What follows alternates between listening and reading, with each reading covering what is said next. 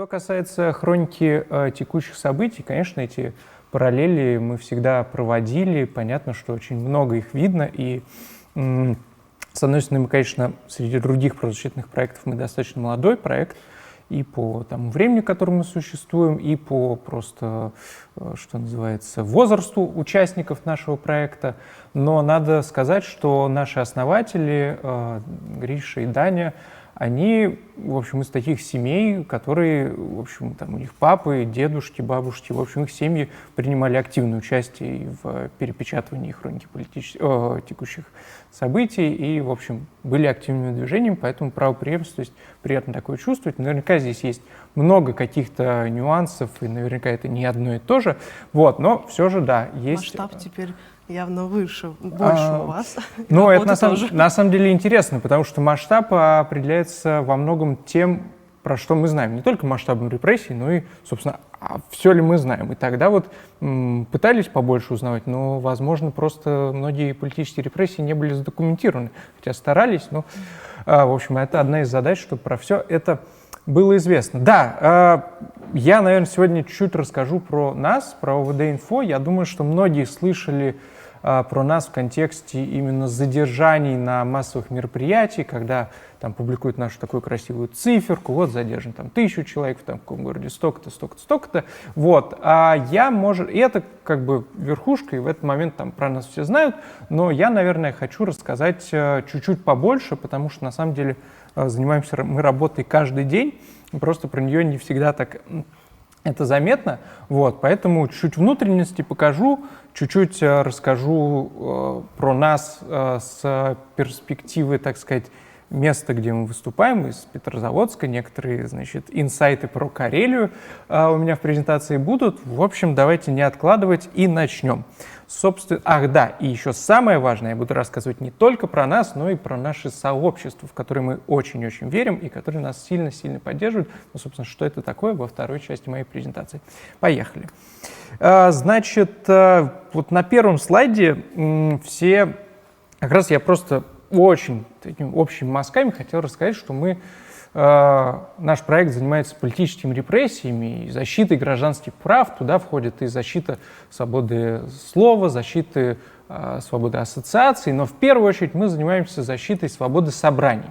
И мы верим в то, что для того, чтобы получились какие-то системные изменения в этой сфере, мы должны помогать и конкретным людям. То есть у нас два таких основных направления – помощь конкретным людям, которые уже столкнулись с политическими репрессиями, им нужно как-то выбраться из такой непростой и неприятной ситуации, в которой они оказались, ну и работа над какими-то подвижками, чтобы в будущем это все было невозможно. Первое, конечно же, чуть более заметно, потому что, в общем, люди замечают, когда мы им помогаем, но про второе тоже, оно немаловажно. И вот как мы помогаем конкретным людям. Значит, здесь у нас два таких пути. В первую очередь, чтобы более очевидно, более такой классический путь, мы предоставляем юристов, адвокатов, людям, которых задержали, и дальше там на всех этапах от первого звонка, когда они с нами консультируются по телефону, дальше в отделе полиции, куда их доставляют, потом в суде первой инстанции, второй, и вплоть до ЕСПЧ. Вот этот весь путь мы хотим, чтобы люди, столкнувшиеся с государственной машиной репрессий, проходили не одни, а вместе с нами. Вот, потому что мы верим, что человек не должен оставаться один на один с системой. Это более такой классический вариант и правозащиты в этом смысле. Но есть и второй путь, а именно то, что мы называем «информация защищает». Это то, с чего ОВД-инфо 10 лет назад начинался, и та причина, по которой вообще нас сюда позвали на это мероприятие, которое называется «Все мы медиа», казалось бы, причем тут мы, вот, но именно то, что мы верим в принцип информации защищает, о том, что распространение информации само по себе уже дает защиту людям, которые столкнулись с политическими репрессиями, это важнейший наш принцип, которому мы следуем с первого дня.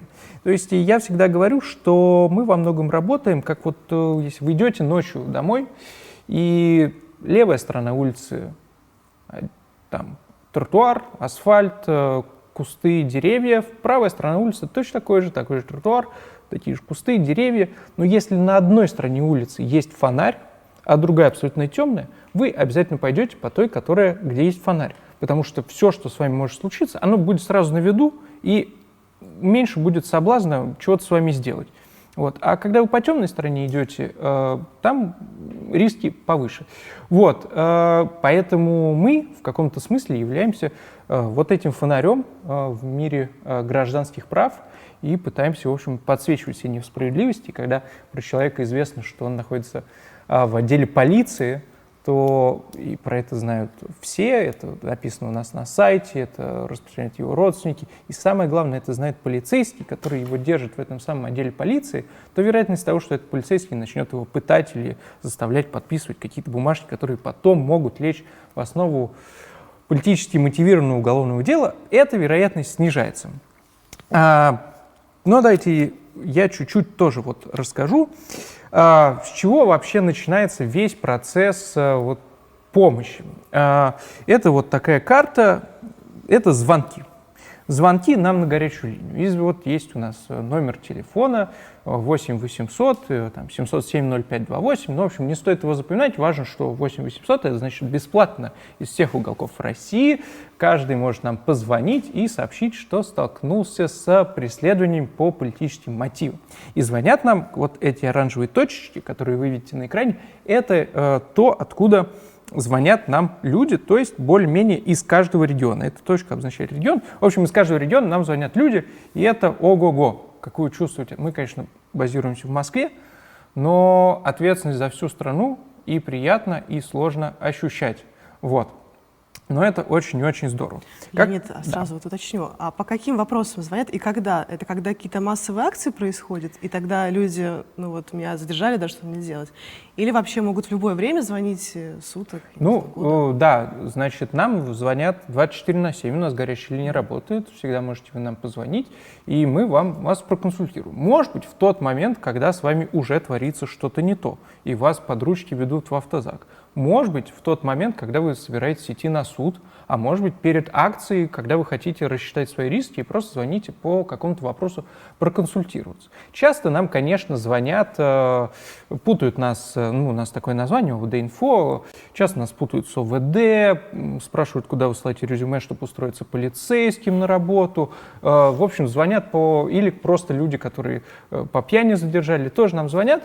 Вот таких звонков немало, но все же в целом звонят по делу.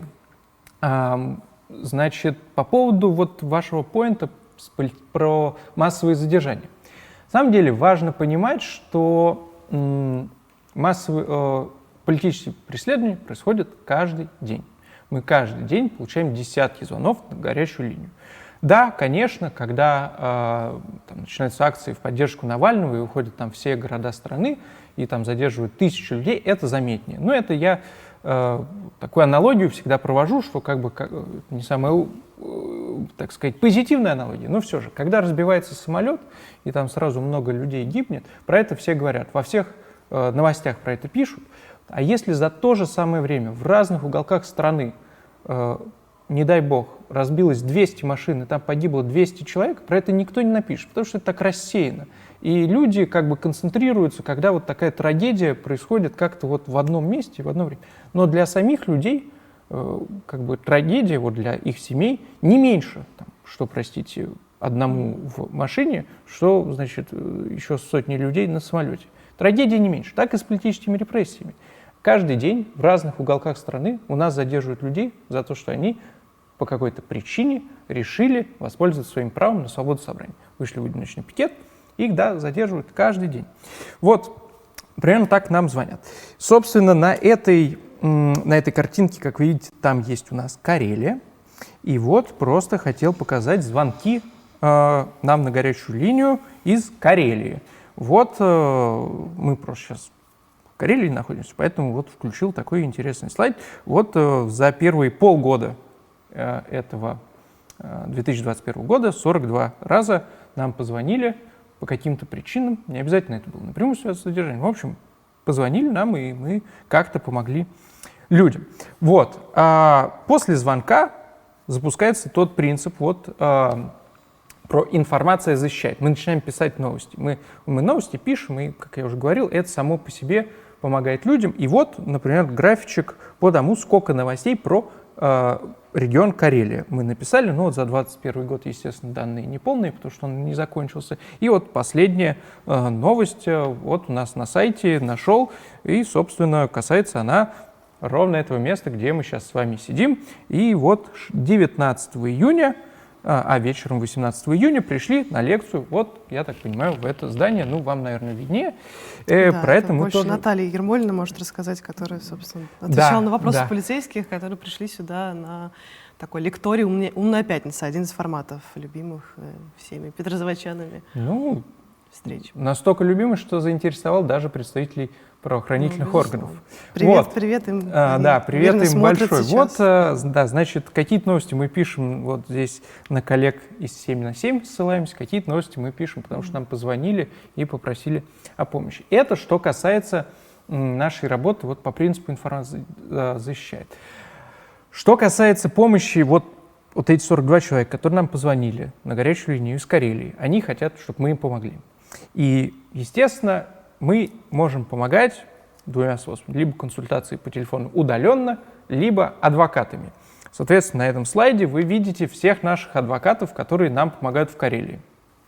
Да, здесь, к сожалению, пока что ничего нету. Региональные, вот некоторые регионы, мы, к счастью, вот за последние полгода мы где-то, наверное, 15 регионов там нашли сочувствующих нам адвокатов и начали с ними взаимодействовать. К сожалению, в Карелии все, кто нам звонят, пока что мы консультируем по телефону, но если нас слушают какие-то неравнодушные коллеги по адвокатскому цеху, ну или просто юристы и защитники, которые тоже имеют право защищать людей в судах, пожалуйста, пишите нам на почту, и мы начнем с вами взаимодействовать с тем, чтобы задержание, вот я так понимаю, 23 января, я тоже посмотрел, в Петрозаводске задержали там порядка 20 человек, вот, соответственно, судя по всему, мы их консультировали всех по телефону или инструкции, может, у кого-то из них были свои собственные адвокаты, вот, но как бы если будут адвокаты, мы тоже сможем их высылать и тут. Вот, но это все, что я рассказывал. Сделаю тут небольшую паузу, потому что закончился блок. И теперь расскажу, значит, вторая часть презентации моя будет касаться уже не просто помощи конкретным людям, хотя это само по себе тоже мы верим, что влияет на какие-то системные изменения, но, собственно, про системные изменения. То есть у нас отделы в организации в нашем проекте, которые прицельно работают с системными изменениями. И они запускают, то есть мы верим, что изменения в законодательстве, в правоприменительной практике, они все будут возможны только когда со стороны общества будет на это спрос. И мы пытаемся формировать этот спрос. Спрос мы этот формируем просвещением, рассказываем о тех или иных проблемах, о путях, значит, их решения, и какие-то более четкие запускаем кампании против тех, ну, вот у нас недавно запустилась кампания против плана крепости, это вот когда адвокатов не пускают в отдел к задержанным. Или, в общем, и другие правовые действия мы предпринимаем, чтобы как-то меняли законы, пишем в прокуратуру, в общем, вот, пожалуйста, поменяйте. И вот у меня будет тоже пара примеров. Вот то, что вы видите на графике, это значит наш датасет, так называемый, то есть набор данных. И здесь вот график, здесь идет число дел по статье 20.2 в Карелии. Вот, то есть по годам, там снизу года, вот сколько в каком году людей задержали по статье 20.2. Статья 20.2 — это так называемая митинговая статья. И большинство людей, которых задерживают на митингах, именно по ней и судят. Вот, и, соответственно, у нас мы публикуем датасеты вот такие, из которых можно вот посмотреть на такие данные, и каждый из вас может взять и задуматься. А почему же так происходит, почему вот такой тренд, другой, и начать копать, и думать, а что же нужно поменять, а где же именно лежит проблема всего этого дела. И мы очень рассчитываем, что публикация вот таких данных, потому что зачастую, когда мы живем в этой повестке, там много эмоций. И мы вот все про это, ой, тут, но чтобы притворять изменения в жизнь, нужно от эмоций немного абстрагироваться и смотреть только на объективные данные. И мы верим, что вот мы представляем объективные данные, чтобы исследователи и другие умные ребята на это смотрели, думали и как-то сами тоже продвигали изменения в массы. Вот, например, тоже интересный графичек по годам. Здесь сумма штрафов в Карелии по вот этой самой статье. Вот мы видим, в 2018 году больше всего штрафов было тоже. Почему? Я не знаю, почему. Каждый может взять, копнуть, поинтересоваться этой проблемой.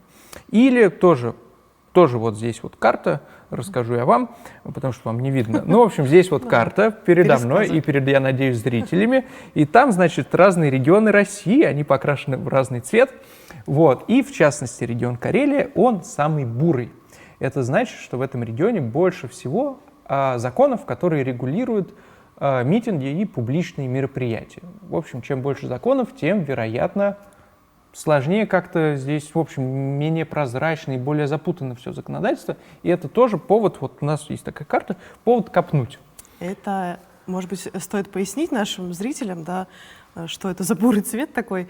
Мне кажется, что 7/7, когда я еще работала в этом издании, делали такое тоже исследование небольшое совместно с ОВД-Инфо о том, как регулируются места проведения каких-либо акций. И в Петрозаводске не так давно, возможно, как раз в том году, когда было ваше исследование сделано, было отведено это место в самый-самый дальний район. Я даже думаю, что не все петрозаводчане бывали там, называется Соломино, через полуаварийный мост, нужно туда ехать. В общем, там, возможно, это вот с этим связано или с чем-то еще?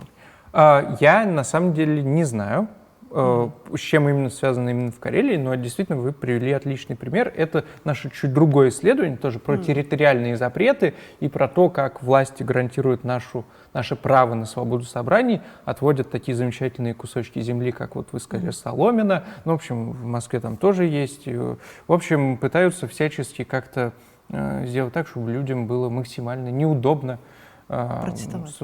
протестовать. Высказывать свое мнение. Почему протестовать? Может быть, кто-то хочет поддержать действующую власть, но, в общем, это тоже получается менее удобно. Вот. Ну, так вот конституционные права у нас защищаются. Ну, наверное, тема для отдельного большого разговора. Вот. Значит, и вот примерно так, вот здесь как раз слайд про то, в общем, примерно этим ОВД-Инфо занимается. Это наши общие цели, общая миссия.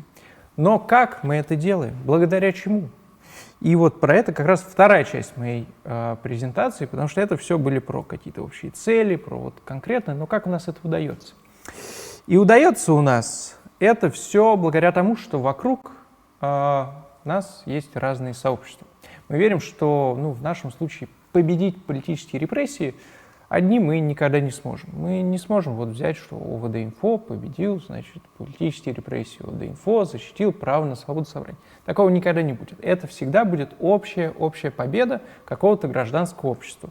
И мы верим, что да, сегодня мы существуем, завтра, может, нас не будет, послезавтра будет кто-то другой. В общем, может по-разному складываться вообще и наша судьба, но важно, чтобы гражданское общество процветало. А основа гражданского общества – это комьюнити, сообщество и так далее. И когда мы пытаемся, то есть когда мы говорим о ОВД-Инфо, конечно, у нас есть участники команды, то есть люди, которые у нас работают, получают денежку, подписывают там договор, все дела. Но не менее важными участниками всего этого процесса являются наши волонтеры, которые нам помогают, про них еще расскажу, адвокаты, которых у нас в штате нету, с которыми мы всегда сотрудничаем в разных регионах, журналисты, которые помогают нам распространять информацию и поддерживают тот самый принцип «информация защищает», читатели, которые просто репостят какие-то новости, но, повторюсь, репост — это помощь какому-то конкретному человеку. Про кого я? И доноры, про доноров у меня будет пару слайдов. Но, в общем, доноры, люди, которые нам жертвуют, мы всегда к ним относимся не просто как к источнику денег, а как к полноправными участниками какого-то гражданского процесса, потому что перевод денег — это, в общем, какое-то гражданское действие, и мы пытаемся, не могу сказать, что всегда успешно, но, в общем, пытаемся сделать так, чтобы как-то их вовлечение в нашу жизнь было, в общем, более осознанным. Про это я еще расскажу. Про доноров вы расскажете подробно, да? Да. А то я сейчас могу, как Юрий Дудь, который не смог приехать и поучаствовать в нашем баркемпе, задать вопрос, сколько стоит содержать ОВД-Инфо? Могу без проблем ответить. Давайте. У нас на последнем слайде будет один из пунктов принципов работы с краудфандингом — это прозрачность. И мы каждый месяц публикуем отчеты. Вот за май, там, неделю назад он вышел, и там мы открыто пишем про траты. И сейчас они достаточно велики, потому что, короче говоря, порядка, я думаю, 14 миллионов рублей мы в мае потратили на все это удовольствие. Вот. Ну, конечно, это у нас очень сильно выросли и наши доходы, и наши расходы после протестов, значит, зимы, потому что там был, ну, небывалый, то есть, с одной стороны, увеличился спрос на то, что мы делаем, был задержан там 15-17 тысяч людей на 3 акциях, это очень-очень много, и всем им нужна помощь, и как бы очень от нас везде просят. И мы, как бы, нас 40 новых человек у нас в штате появилось, в общем, у нас большая организация. Вот. А с другой стороны, у нас увеличились возможности, потому что нас всех как раз поддерживали рублем, и, в общем, сейчас мы собираем, ну, в общем, у нас 25 тысяч регулярных, ну, или, может, 23 тысячи регулярных жертвователей каждый месяц, которые нам переводят денежку, вот, и вот так получается, то есть, ну, да, где-то 14 миллионов рублей, наверное, эта цифра будет меняться, ну, вот каждый месяц мы примерно столько, естественно, там в феврале, в марте было больше, и, естественно, в 2020 году было резко меньше. Ну, то есть вам хватает тех к счастью, вложений, донатов? Да, к счастью, хватает. Мы действительно очень много нам жертвовали в январе, в феврале, в марте, много подписывались, и поэтому сейчас мы сами чувствуем, ну, мы чувствуем огромную ответственность, потому что, повторюсь, это не только деньги, то, что нам люди переводят, это еще и ответственность перед этими самими людьми, и мы иногда чувствуем, что что-то не дорабатываем. И пытаемся работать лучше и лучше и лучше, но, да, к счастью, денег хватает, поэтому если у вас есть лишние 500 рублей, можно перевести их 7 на 7 или этому замечательному месту, которое я забыл сходу, как называется, Agriculture Club, и поддержать их, потому что, повторюсь, нам кажется, если все будут поддерживать только ОВД-инфо, ничего хорошего не получится. Но если все будут поддерживать какие-то региональные инициативы вокруг, вот передо мной коллега из Йошкар-Олы выступал, рассказывал про медиа. Если вы будете поддерживать свои локальные проекты, свои локальные медиа, вот медиа-топ, или что-то другое, правозащиту, или, в общем, whatever, вот это будет круто. Вот это будет круто, потому что мы, ОВД-инфо не существует в вакууме, мы как бы существуем благодаря тому, что кружится у нас вокруг. Ну так вот, про волонтеров. Здесь была анимация, я должен был вторым кружком всех поразить, но, допустим, представьте, что второй кружок вы сейчас пока что не видите. Вот. В 2011 году наш проект был основан, и там было 2 волонтера. И потому что это был волонтерский проект, в общем, там, спустя годы это все дело развивалось, и у нас сейчас и много народу работает. Но опора на волонтерах всегда была очень и очень важным нашим принципом, и как бы то, что волонтеры нам помогают каждый день, просто каждый день, очень много, но, конечно, особенно в дни массовых задержаний, ну, как мы видели, 23 января, 31 января, 2 февраля, без них, ну, это просто невозможно. То есть 31 января, мне кажется, у нас порядка 500 волонтеров вот за один день нам помогло, а всего у нас порядка 2000 волонтеров, хоть сколько-то активных. То есть которые, в общем, как-то, ну, может быть, раз в год помогут, а кто-то из них каждый день. Вот. И 4 из них из Петрозаводска. Вот специально посмотрел. Значит, тоже присоединяйтесь, присылайте свои анкеты. Правда, мы, по-моему, до сих пор еще не разобрали анкеты, которые нам пришли, значит, в предыдущую волну массовых репрессий, но будем, извините, пожалуйста, кому не ответили, ответим. А что делают волонтеры, извините? Да, ну, волонтеры, самая, значит, популярная задачка для них — это звонки на горячую линию. То есть у нас есть люди, которые, как бы, у которых это работа, у которых там всякий регламент, но мы, как бы, у нас очень волатильная такая штука, и, как бы, да, у нас есть там всегда дежурят на линии 2 человека, но бац, там какой-нибудь 15 человек задержали, и тут резко в момент нужно еще несколько человек, потому что всех проконсультировать, всем рассказать, то все 50, и поэтому очень важно, ну, в общем, часто нам в течение дня помогают волонтеры. Вот в чем-то там, ну, в общем, вот отвечать на горячую линию и наш телеграм-бот, потому что у нас помимо горячей линии есть телеграм-бот, куда тоже можно написать там что-то 170 тысяч человек подключено к нему. В общем, когда много народу пишет, это очень и очень сложно там всем им отвечать. Ну, понятно, 170 тысяч одновременно не пишут. Ну, все же, вот. А волонтеры, не знаю, бывает, переводят какие-то документы вот на английский. Например, мы там делаем submission, ну, в общем, рассказываем ООН или представителю Совета Европы по правам человека про какие-то проблемы со свободой собраний в России, и они, допустим, там верстают этот текст или переводят. Помогают волонтеры часто нам помогают расшифровывать судебные заседания, потому что адвокат сходил, записал там что-то на диктофон, и нужно это расшифровать, чтобы адвокат это мог использовать для себя. Вот. И, в общем, разные такие задачки есть, и в дизайне помогают, и картинки, и тексты писать, в общем, много всего делают. Это выдающиеся люди. Вот. Так что да, и можно это делать у нас из любой точки мира. Большинство вещей сейчас мы работаем на удаленке, и, в общем, и волонтеры тоже на удаленке, и вот из Петрозаводска есть.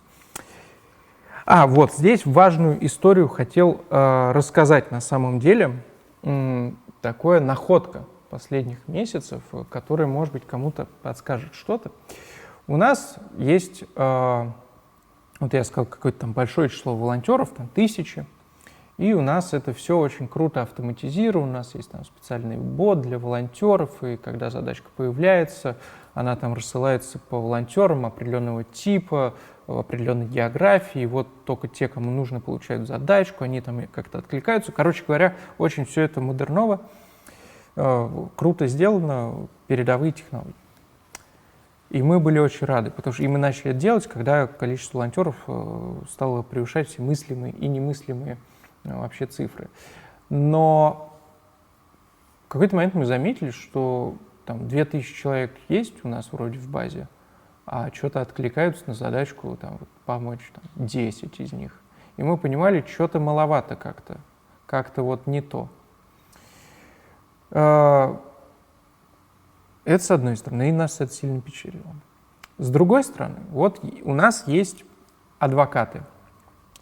И со всеми адвокатами у нас чуть другая история. Ну, адвокаты, защитники, юристы в регионах, и не только в регионах, в Москве тоже. И мы с ними, у нас никаких ботов для них особо не было. И со всеми ними у нас были договоренности на словах. Мы их хорошо знали, пили вино там вместе. В общем, очень был такой тесный и конкретный контакт. И из их там было 50 человек, и когда мы их просим, из них там 40 соглашаются помочь. Круто, но 40 это тоже мало, но зато отдача большая. И мы поняли, что в первом случае с волонтерами не хватало этого самого личного контакта, а во втором случае, когда мы говорили с юристами и адвокатами, а там все замыкалось на одном, двух, трех людях, которые координаторы этих самых юристов, там все замыкалось на личных людях, на личных связях, и ты просто физически, то есть ты, чтобы спросить у этих 50 человек, помогут ли они, мы их просто обзванивали. 50 человек обзвонить очень сложно. И поэтому мы поняли, что чтобы максимально повышать вовлеченность, чтобы люди реально чувствовали себя в комьюнити, особенно в таком большом, как у нас, нужно находить очень правильный баланс между личным общением, между тем, чтобы человек реально тебя чувствовал как человека, не как какую-то машину, робота, и между тем, чтобы это было эффективно и не замыкалось просто на какой-то телефонной трубке. И этот баланс, на самом деле, вот я о нем постоянно думаю, и так вот во всех вещах это мы вообще себя мыслим немножко как IT-стартап, у нас разные там разработки, сильная IT-команда, вот, но это все не будет работать без какого-то человеческого отношения. И, короче, вот это то, что я для себя понял в течение последнего полугода. Вот, может быть, очевидная мысль, но вот мы как-то столкнулись с этим. И вот так. Про доноров. Сейчас, я уверен, у вас еще будут какие-нибудь вопросы, но дайте просто расскажу вот такую красивую картиночку. Это количество пожертвований в ОВД-инфо. Вот мы там в декабре 2015 года запустили краудфандинг, и сейчас краудфандинг — это типа 90% нашего бюджета, но самое главное, повторюсь, не только деньги, но и люди, вовлеченные в это. И вот здесь, конечно, не просто количество людей, а количество пожертвований. И, например, за первые полгода 2021 года 230 тысяч раз нам перевели денежку. Это не 230 тысяч разных людей, многие из них сделали это несколько раз, один и тот же человек, но я думаю, что порядка 60 тысяч вот в 2021 году нам уже помогли, и для нас это супер важно, потому что, во-первых, они нам финансовую устойчивость, повторюсь, помогают чувствовать, а во-вторых, мы чувствуем, что то, чем мы занимаемся мы не для себя, не потому что мы придумали, что вот надо там защищать людей на митингах. Мы, конечно, это придумали, и так и надо, но все же мы видим отдачу, и общество нам говорит, что да, ребята, вы делаете что-то правильное, вот вам денежка, и для нас это супер-супер важно, и когда мы как бы очень всегда болезненно, мы смотрим, когда от нас отписываются люди, понятно, что на таком объеме всем не угодишь, но каждый раз, когда вот эта отписка у нас там в нашем мессенджере такой всплывает такой значок, кто-то отписался. И мы вот на все это вот очень больно нам, пытаемся всем угодить, но... Вы пытаетесь вернуть? Может быть, он мы отписался несознательно, неосознанно? Бывает. Нет, мы пытаемся работать с негативом, конечно же, когда какая-то проблема, бывают проблемы какие-то системные, бывают какие-то точные. Точные всегда пытаемся с конкретным человеком решить, но я не знаю, бывает какой-то там системный сбой или бывает такое, что, может быть, он там, не то что решить, но, в общем, как-то, не знаю, он пишет: ребята, вот, что вы помогаете свидетелям Иеговы? И я говорю: они же такие плохие. Мы им объясняем: слушайте, у нас нет политической позиции, мы вообще никак к ним не относимся, мы просто знаем, что у людей есть какое-то право, и какие бы они у нас, мы не считаем их ни хорошими, ни плохими, мы просто считаем, что мы должны их, защищать их свободу совести. Вот, и поэтому, да, мы их помогаем, и это, в общем, такое массовое преследование. То, что их внесли в список экстремистов уже, да. Вот, это, конечно, очень-очень плохо, а у нас у самих нет отношений, мы помогаем всем. Человек за Путина, против Путина, за Навального, против Навального, националист, анархист, нам, в общем, все это до лампочки, нам важно права человека, и у каждого мы это все дело защищаем. Извините, пожалуйста, у меня сработал телефон.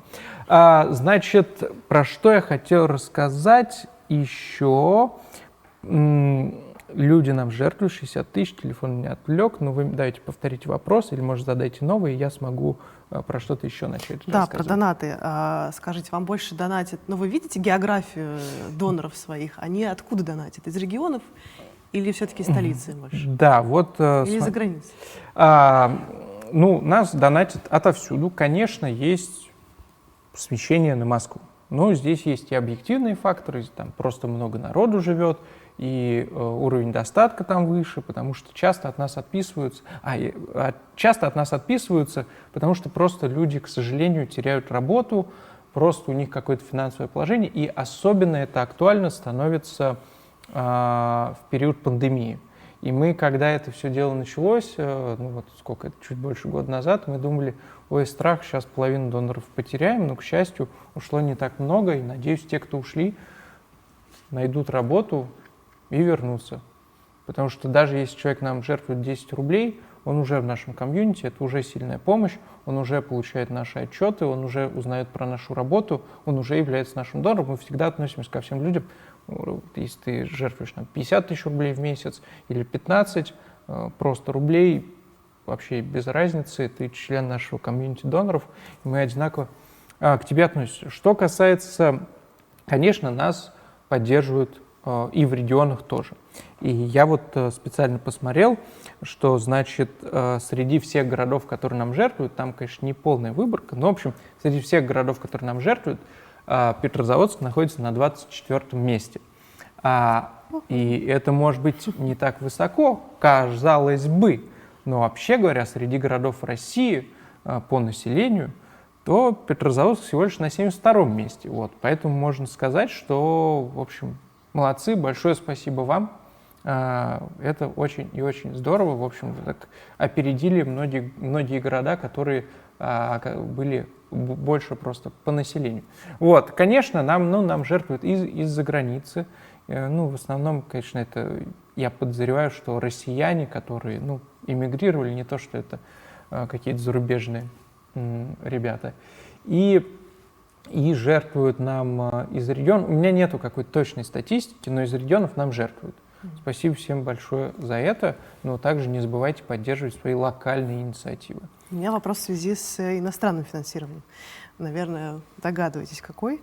Не буду подсказывать товарищу майору, но не боитесь ли вы, как проект, признания иностранным агентом? Есть ли какой-то уже план выработанный? Нам бояться нечего. Мы получаем достаточно давно финансирование из-за рубежа. Значит, первые наши гранты, я не знаю, это 2014-2015 год, в общем, с тех пор мы получаем финансирование из-за рубежа. Нас не признавали и не признают иностранным агентом, ровно потому, что это достаточно сложно, потому что мы неформальное образование, но для осуществления нашей деятельности мы, естественно, с кем-то сотрудничаем, сотрудничаем мы именно с правозащитным центром «Мемориал», с нашим генеральным партнером, который уже и так признан иностранным агентом. Поэтому нет, мы ничего не боимся. Разные, конечно, бывают конфигурации, посмотрим, как оно будет складываться, но как-то так. Главное, чтобы ОВД-инфо продолжал работу. Не препятствовало это вашей деятельности. Да. Мы это... В общем, конечно, препятствий очень много, и наверняка будут еще одни. Будем стараться. Повторюсь, для нас нас поддерживают 25 тысяч человек, нам каждый месяц переводят денежку. Наверное, мы чего-то значим для этой страны. Наверное, какую-то поддержку нам люди оказывают. Наверное, не так просто нас, если что, будет закрыть. Конечно, кто угодно может постараться. Посмотрим, что называется. И последний у меня есть слайд, который касается принципов краудфандинга. Так как мы сегодня говорили про, для меня вообще важная вот эта тема с комьюнити, которая у нас вокруг. И здесь списочек из тех принципов, которыми мы руководствуемся в своем краудфандинге. На самом деле не только в краудфандинге, многие относятся к более широким, в общем, они коррелируют с теми принципами и ценностями, которые мы транслируем в нашей каждодневной деятельности в любой сфере. Значит, доноры, координаторы краудфандинга. Мы считаем, что, конечно, то есть мы учитываем мнение доноров. Вообще о том, как мы проводим какие-то опросы. Мы спрашиваем, чего для них важнее, куда надо вкладывать деньги, как они считают. Мы просто смотрим по тому, прибавляются. Если доноры прибавляют, значит, наверное, мы делаем что-то правильное. Если доноры оттекают, наверное, мы делаем чего-то неправильное, и мы, конечно, на это смотрим. У нас, кажется, 1 или 2 раза мы просто напрямую спрашивали, имеем ли мы право потратить ваши деньги на такую... у нас после 2019 года была вечеринка волонтеров. Значит, в 2019 году в Москве было много задержаний, это тоже они были рекордные по своей жестокости, накалу и так далее. И там нам тоже очень сильно волонтеры помогали, и мы решили устроить вечеринку для них, поблагодарить в сентябре, летом, осенью. И мы не были уверены, насколько вообще этично тратить деньги, которые нам дают на борьбу с политическими репрессиями, на такую безделушку. Казалось бы, хотя я-то верю, что это очень и очень важно. К слову о формировании комьюнити. И да, нам все сказали, да, пожалуйста, мы просто написали письмо и спросили, а можно ли так сделать, и нам сказали, да, пожалуйста, и мы обозначили сумму, я уж не помню, по-моему, 100 тысяч рублей мы собирались на это потратить, нам сказали, потратьте, пожалуйста, 200. Нам такое, нет, мы потратили в итоге 100, но... Сейчас спонсором баркэмпа тоже такой, на водочку даем, что как нужно благодарить своих волонтеров. Да, то, что люди важнее денег, это я уже сказал, про то, что мы ценим каждого донора вне зависимости от того, сколько он нам перечисляет денежек. Безопасность, здесь, в общем, нечего говорить, люди нам доверяют, и мы не можем их подвести, в общем, никак, поэтому это очень-очень для нас важно, чтобы их данные уцелели и все такое. С другой стороны, пытаемся быть прозрачными и честными. Прозрачность, конечно, в наше время может помогать не только с точки зрения какого-то устойчивого нашего развития, но и нашим недоброжелателям. Она тоже дает какие-то подсказки. Ну ничего, мы все в это верим, отчитываемся обо всех наших расходах, доходах. Вот пишем огромные отчеты. Кстати, могу проанонсировать, что со дня на день должен выйти наш годовой отчет за 2020 год. Я надеюсь, коллеги, которые занимаются у нас краудфандингом, не обидится на меня, может быть, это был секрет. Ну, короче, вот, значит, зрителям Баркэмпа отчета годового будут, значит, они первыми узнают, что, на следующей неделе вроде как. Вот. Мы, в принципе, раньше лета никогда годовой отчет не выпускаем, ровно потому что это труд на 100 страниц. Вот. Рациональность, честность, особенность. Я, в общем, про это все достаточно много говорил. Наверное... Да, так или иначе, я коснулся всех этих принципов в течение своего рассказа и про то, что мы пытаемся развивать не только свой краудфандинг, но и как-то консультирую разные инициативы вокруг. Мне кажется, 2 года назад на эту тему как-то... когда оштрафовали 7/7, какой-то был штраф, я не помню, 1700 вас оштрафовали, я помню, в 2018. 800 или 850? Что-то такое, да. Вот тоже с коллегами разговаривали, и уж не знаю, насколько был полезен тот разговор, но надеюсь. Вот. Да, пытаемся развивать краудфандинг не только у себя, но и у коллег. И про человечность и поддержку сказать, конечно, что да, мы пытаемся со всеми, кто нам пишут нам достаточно много, со всеми пытаемся как-то по-человечески поговорить, разобраться в их проблемах, если это проблемы, или просто ответить на их чаяние. Вот, как-то так, про это вот был такой, значит, мой рассказ. Я сейчас перелистнул на свой последний слайд, там написано Q&A и мои координаты. Вот, не знаю, собственно, есть ли у нас вопросы. Так, есть, могу у нас рассказывать и остается, рассказывать. Да, 10 минут. Спасибо за презентацию, было очень познавательно все это узнать, услышать. Есть вопросы. Во-первых, передам вам огромное спасибо от пользователя «Мой ангел» за вашу деятельность. Сердечко и 2 лапки. Не знаю, возможно, вам о чем-то это говорит. Но действительно, поблагодарить ОВД-инфо не грех. Люда, это не то, что ты подумала. Извините. Да, и я тоже как журналист, который регулярно следит за тем, что появляются, какие новости появляются, циферки эти, особенно во время акций. Первым делом мы заходим на ОВД-инфо и знаем, и точно верим, что эта информация, она достоверная. Поэтому спасибо вам за вашу работу. Вопрос из чатика. Может ли Леонид оценить перспективы защиты прав россиян в Европейском суде по правам человека? Сейчас мы знаем, что Россия все больше дистанцируется от этих структур, да, и заявляет о том, что, в общем-то, эти законы, это уже не законы. А может ли случиться так, что произойдет полный разрыв, и на что тогда рассчитывать вашим подзащитным? Смотрите, давайте сначала про то, как оно есть сейчас. Действительно, есть некоторые предрассудки по поводу ЕСПЧ. Мы всячески пытаемся, в общем, развеять. ЕСПЧ инструмент достаточно, насколько это возможно, эффективный. Чаще всего он встает в наших делах почти в 100% случаев на сторону подзащитных. Это часто случается спустя 2, 3, 4, 5 лет, но все-таки случается, и вы сможете, благодаря тому, что это случится, целых 2 вещи получить. Во-первых, моральную уверенность в том, что действительно хоть одна инстанция официально будет написать, что вы правы, а полицейский, который вас задержал, и государство, которое этому потворствует, оно не право. Это очень важно. Второе, вы можете получить просто-напросто за это денежку. Это тоже очень, в общем, 2, 3, 4 тысячи евро можно вполне себе получить, тоже неплохо. Мы всячески всех призываем тоже вместе с нами подавать жалобы в ЕСПЧ. Пожалуйста, да, не стесняйтесь, мы всячески в этом помогаем.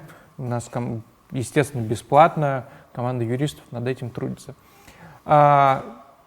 Значит, Россия по конкретным делам, за некоторыми исключениями, выполняет решение ЕСПЧ, когда касается это конкретных людей. Да, есть там история с Навальным последняя, когда его просили его освободить, есть история с миноритариями ЮКОСа, которым просили выплатить там 50 миллиардов долларов. Это правда, ну, в общем, да. Но по всем таким делам Россия выполняет и добросовестно сама вас найдет и заставит получить от нее денежку, потому что очень важно. Другое дело, что Европейский суд по правам человека работает так, что когда он видит какую-то систематическую проблему, он говорит, что, воу, дорогая Россия, что-то, значит, проблема не в конкретном этом кейсе, а кажется проблемой системной. Именно поэтому мы пытаемся подавать больше и больше жалоб. Она видит, что вообще-то одно и то же повторяется, людей задерживают на мирных акциях протеста, и так вообще-то нельзя. И чего-то там у вас сгнило в системе, ну или не сгнило, но как-то вы специально, значит, делали так плохо, пожалуйста, поменяйте. Это называется пилотное решение, где Россия, в общем, где Россию требуют не конкретно с этим человеком разобраться, там, договориться, возместить ущерб, а поменять что-то в своих законах или в правоприменительной практике.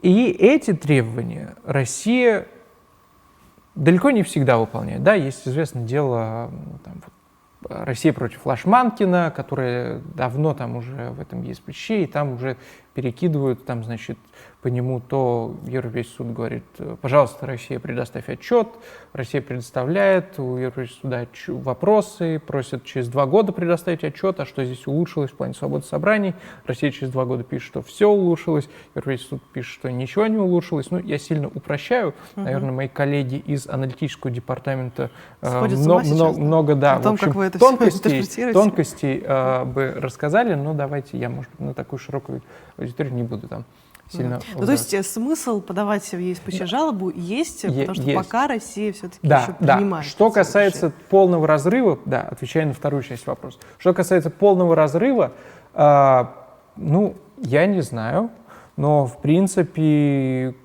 мне кажется, здесь я уже перехожу в область, так сказать, каких-то политических прогнозов, и это, может быть, мы все-таки пытаемся...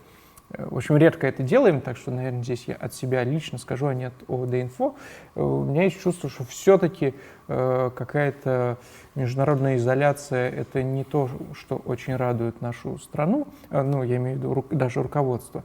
Вот. И, конечно, иногда этим можно пожертвовать, когда там нужно нарушить чьи-нибудь права человека, и можно тогда изолироваться. Но в целом самоцели такой нету, и не думаю, что такое случится, хотя по-разному, в общем, может развиваться события. Сейчас вот поменяла там Россия представителя своего в Европейском суде по правам человека на представителя от прокуратуры, и мы не знаем, как это трактовать, вроде как никак, а может быть это плохо, но в общем... Да, есть много нюансов. Да, пришел как раз, пока вы отвечали на первый вопрос, уточняющий. Если человек проиграл первую инстанцию суда без вашего участия, без ваших адвокатов, да, то и, может быть, вторую даже, есть ли смысл обращаться к вам, чтобы подавать потом жалобу в ЕСПЧ? Однозначно. Мы, конечно, если вы, значит, для того, чтобы подавать жалобу в Европейский суд по правам человека, нужно исчерпать все возможности внутри национальных судов. Когда дело касается большинства статей, про которые мы говорим, митинговых, это все инстанции, это первая и вторая, то есть суд и апелляция. Если вы их прошли, то все, вы можете подавать жалобу в Европейский суд по правам человека. Прошли вы с нами, с другой организацией, один, со своим другом. Ваш друг, кстати, может быть в суде по административным делам вашим общественным защитником. В общем, можете этим пользоваться. Лайфхак. Вот. Запишите. Короче говоря, в любом случае приходите к нам, мы поможем вам подать жалобу. Хорошо, у нас из любого региона, подчеркну. Вот, конечно, с логистикой там бумажные документы, поэтому с логистикой, конечно, там непросто, но в целом мы по почте, там полгода нужно. И если вы после апелляции, у вас есть полгода на этот весь процесс, и, конечно, там, если вы, как бы все, естественно, затягивают на самый последний момент, и в целом, если кто-то из Москвы там, за день до этого срока придет, мы, наверное, как-то успеем. Но если вы подальше живете, и там нужно переслать документы, то хотя бы за 4 месяца, вот после 4 месяцев, хотя бы тогда нужно заботиться, и тогда мы все успеем и подадим. Отлично. Мне подсказывают, что остается 4 минуты, а уже 3. И еще один вопрос из чата от наших читателей. Как вы справляетесь с тем, что масштаб репрессий растет, а с репрессией растет и депрессия, и как вы снимаете это напряжение внутри ОВД-инфо? Да, ну, конечно, это очень актуальный вопрос, и не только... Ну, депрессия... Я понимаю, про что вопрос. Вообще говоря, конечно, проблема выгорания и депрессии, и просто депрессия — это все-таки такой медицинский термин, не хочу им разбрасываться. Ну, в общем, выгорание — проблема серьезная. И, конечно, мы всячески с этим пытаемся бороться, но есть какие-то вещи... Мы как бы работаем в негативной повестке, но вообще говоря, количество слов «спасибо», которые нам приходят, оно зашкаливает. Это очень-очень сильно помогает, и когда нам присылают денежку какую-то, это тоже большая и большая помощь для всех нас, потому что это как бы это не просто денежка, а это спасибо. Вот. У нас внутри команды мы недавно, месяца, наверное, 2 или 3 назад, у нас появился так называемый care manager, менеджер по счастью. Вот, это, значит, наша участница, она занимается тем, что организовывает там психологическую помощь для сотрудников, потому что звонки, например, на горячую линию — это очень-очень стрессовая штука, потому что люди звонят в необычные для себя стрессовые ситуации и начинают так называемая викарная травма, ты начинаешь за человека чувствовать и, в общем, сам выгораешь. Вот. У нас какие-то психологические тренинги мы пытаемся организовывать, как-то поддерживать сотрудников материально, нематериально, чуть-чуть больше даем отпуска. Ну, все, конечно, его не используют, потому что работают. В общем, да. Но в целом как-то стараемся. Да, как-то стараемся. Расскажите, Леонид, как вы попали в рейтинг Forbes? Все было просто. ОВД-инфо очень хорошо работал, стал на виду, и нам коллеги из Forbes написали: ребят, мы хотим вас номинировать, но у нас в номинации нельзя номинировать целую организацию, целый проект, так что давайте кого-нибудь из вас там. Ну, в общем, мы там прикинули, в общем, так сложилось, что отправили мое имя, фамилия, но, конечно же, никто меня и знать не знал, и все, кто голосовали, там голосовали, естественно, не за меня самого, а за ОВД-инфо, которое я представлял, и, конечно же, эта награда не моя, а всего нашего коллектива, вот, за что всем большое спасибо, и не только коллективу, когда я говорю коллектив, это все не ограничивается сотрудниками, которые у нас работают, а вот, повторюсь, можно промотать на несколько слайдов назад, и всеми тем, кто нас помогал, и волонтеры, и доноры, и журналисты, которые распространяли новости. В общем, это заслуга всего нашего комьюнити, который сформировался вокруг.